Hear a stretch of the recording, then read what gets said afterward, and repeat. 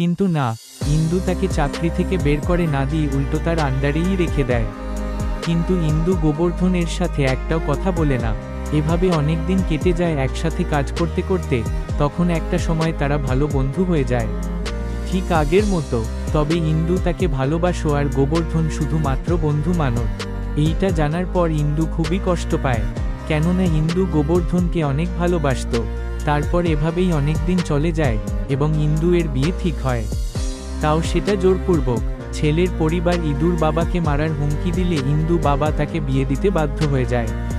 তখন গোবর্ধন ইন্দু এর বাবার সাথে দেখা করতে আসলে ইন্দু এর বাবা তাকে বলে, তুমি তো শুধু আমার মেয়ের রিপোর্টের জন্য এতটা রেগে আছো, তাই না? তখন ইন্দু সেই রিপোর্টে কি কি লিখেছে এবং সবার সামনে গোবর্ধনকে কিভাবে সম্মানিত করেছে সেটা শোনার পর গোবর্ধন তার ভুল বুঝতে পারে এবং সেই সময়ই চলে যায় ইন্দু এর কাছে। তখন প্রায় বিয়ে হয়ে যাবে অবস্থা। তারপর সেই ইন্দুকে গিয়ে সরি বলে, যদিও ইন্দু অনেক কষ্ট পেয়েছিল, কিন্তু যেই করেই হোক সেই ইন্দুকে মানিয়ে ফেলে এবং সেই গুন্ডাদের হাত থেকে তাকে বাঁচিয়ে আনে, আর এভাবেই মুভিটি শেষ হয়।